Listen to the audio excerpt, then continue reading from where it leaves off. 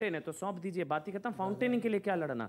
Fountain इतना प्रिय कैसे हो गया? एक तरफ ज्योतिर्लिंग की लड़ाई है, एक तरफ फाउंटेन की लड़ाई है, और आप फाउंटेन के लिए लड़ रहे हैं। फाउंटेन तो प्रिय, उसका तो कोई स्थान नहीं होता इस्लाम में। नहीं, फाउंटेन मतलब ही नहीं है। फाउंटेन के लिए क्यों लड़ना? फाउंटेन है तो सौंप दीजिए, लड़ाई खत्म हो गई। साधी प्रज्ञा जी। देखिए, सबसे पहली बात अमन जी, मैं यहाँ पर विष्णु जैन जी और उनके पिताजी यहाँ पर हैं, तो मैं इनका तहे दिल से धन्यवाद करती हूँ और बधाई देती हूँ कि सनातन संस्कृति में जो आपका योगदान है वो भारत की आगे आने वाली पीढ़ियाँ भी याद रखेंगी। और जब जब सनातन संस्कृति की बात होगी, इन मंदिरों को याद किया जाएगा, तो आप दोनों का नाम शिलालेख पे लिखा जाएगा, ये मैं जरूर कहती हूँ। और एक चीज जो भी पिताजी ने यहाँ पर बात रेफर, रहमानी जी ने भी कहा याद रखा जाएगा, लेकिन उनके भाव कुछ और थे, उन्होंने दूसरी सेंस में कहा है ना। लेकिन मैं जो पिताजी की ने अभी बात यहाँ पर कही है, मैं उसको पुष्टि देते हुए स्कंद पुराण के अंदर काशी खंड 26वां अध्याय श्लोक नंबर 130 से 132 उसकी मैं बात करती हूँ। एक श्लोक आता है, अविमुक्तं महत् क्षेत्रं पंच क्रोश परिमितम, मतलब जो अविमुक्त पूरा परिसर है, भगवान शिव का नाम अविमुक्तेश्वर भी रहा है, वो पूरा 5 कोस तक फैला हुआ था। उसका अगला श्लोक आता है, ध्यान से सुनिएगा, इसके बाद मेरे ख्याल से हमारी सारी बातों को पुष्टि मिल जाएगी। बहुत सुंदर है। दृश्यते सर्वंग सर्वः काश्यांग विश्वेश्वरास्तता, इसका मतलब जो भगवान विश्वेश्वर का शिवलिंग है वो इतना ऊंचा था कि 10 किलोमीटर के पैरामीटर में, जो पिताजी ने कहा 5 कोस के, उसमें कहीं पर भी खड़े होकर आप उसके दर्शन कर सकते थे। यानी जानते हैं उसको खंडित किया गया है। यहां पर विष्णु जैन जी की बात पर भी स्टैंप लग जाती है। इसीलिए अब दुख किस बात का है, पीड़ा किस बात की है? 1947 में जब देश आजाद हुआ, उस समय एक समुदाय ने चयन किया दूसरे देश में जाने का। जो लोग यहां पर रुके उन्हें हमने सहर्ष स्वीकार किया। क्या आज उनकी ड्यूटी नहीं बनती कि वो हमारी धार्मिक आस्थाओं का सम्मान करें?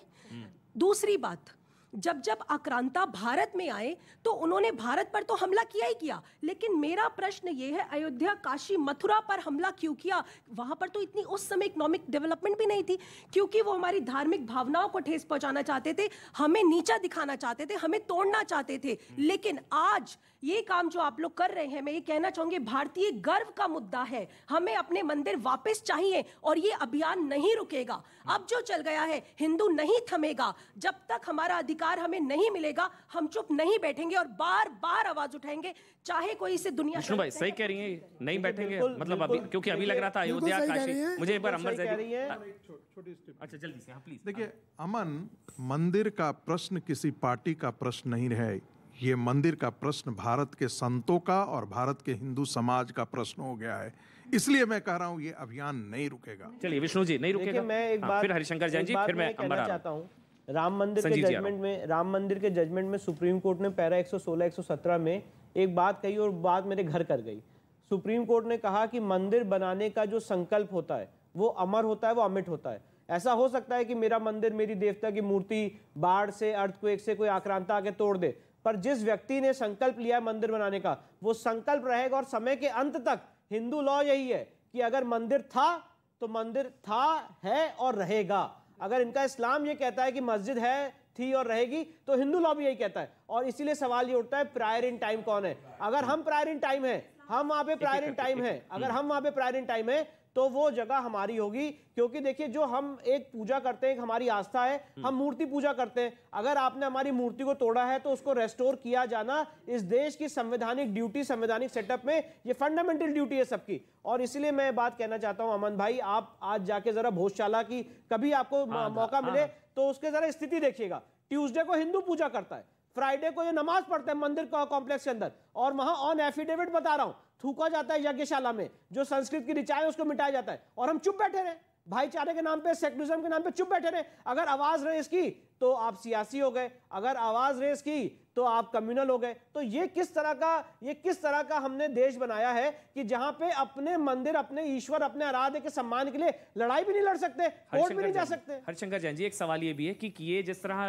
राम मंदिर मामले में वो टाइटल सूट था, आस्था का सवाल नहीं था। वो बार बार ये कहा जा रहा था कि आस्था नहीं है, टाइटल सूट है, इस जमीन के अधिकार का मामला है। तो ये आस्था का सवाल है या संपत्ति का विवाद है? ज्ञानवापी नहीं, आस्था संपत्ति से अलग निकलिए, ये धार्मिक अधिकार का मामला है।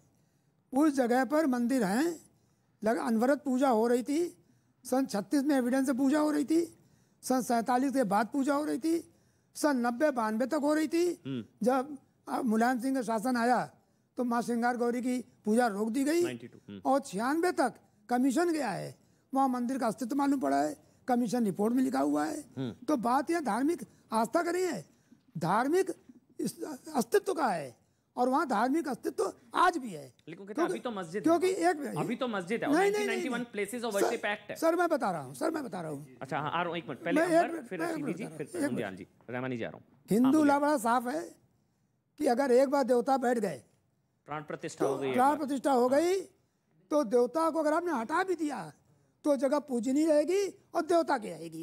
ये लॉ बड़ा क्लियर है, और इस बात को सुप्रीम कोर्ट ने अयोध्या जजमेंट में कहा है।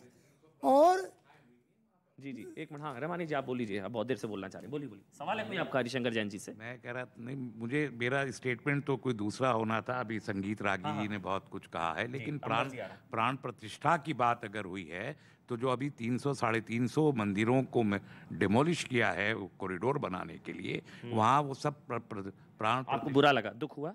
प्रतिष्ठित आपको बुरा लगा, दुख हुआ? मैं सवाल कर रहा हूँ। नहीं, आपको बुरा लगा तो इसके लिए बुरा नहीं लगा। आपको वहां जो है काशी विश्वनाथ कॉरिडोर के लिए मंदिर तोड़े गए, आपको बुरा लगा। आपको ज्योतिर्लिंग के लिए नहीं बुरा लग रहा, तो फिर ये तो चिढ़ाने के लिए है सर। मुझे बुरा लगा या नहीं लगा, इससे ज्यादा इंपॉर्टेंट ये है कि मोदी जी को अच्छा लगा या बुरा लगा जो 350 और योगी जी तो और भव्य काशी विश्वनाथ आप गए हैं वैसे? रहमानी भाई आप गए हैं काशी विश्वनाथ कॉरिडोर? एक बार जाइए, आपके विचार बदल जाएंगे। एक बार दर्शन करिए बाबा के। मैं सबके दर्शन कर लूंगा, मुझे कोई नहीं, लेकिन मैंने सिर्फ उनकी बात का जवाब दिया कि एक जगह प्रतिष्ठित हो जाते हैं तो प्राण बरकरार रहता है। इसका जवाब मैं दे रहा हूँ कि जो 350 और जगहों से हटाया गया तो वहां पर प्राण प्रतिष्ठा है या नहीं है? मैं बता रहा हूँ, बोलिए। ऐसा है हिंदू लॉ, एक मिनट, हाँ बोलिए हरिशंकर जी। हिंदू लॉ में ये व्यवस्था है, अगर हम लोग मुसलमान तो जिद्दी नहीं है, अगर जरूरत पड़ जाए तो शिफ्ट किया जा सकता है। नहीं। अगर आप 350 मंदिर की बात कर रहे हैं तो वहां पर लोगों ने अपने विचार से शिफ्ट किया है। हरिशंकर जैन जी मुझे एक चीज बताइए, अगर मैं गलत, वैसे मैं कानून के आप लोग जानकार हैं, 1994 supreme court Ismail Faruqui case जी, उसमें तो ये शायद है कि मस्जिद में नमाज इस्लाम का अभिन्न अंग नहीं है। नहीं है मस्जिद अभिन्न अंग नहीं है ना, तो मस्जिद शिफ्ट की जा सकती है, मस्जिद शिफ्ट की जा सकती है कहीं भी आप। तो हमने अपनी राजीव धवन का ये आर्गुमेंट था कि इस्माइल फारूकी को रिव्यू किया जाए, जिसके लिए 8 महीने हियरिंग चली और वो रिव्यू नहीं किया गया।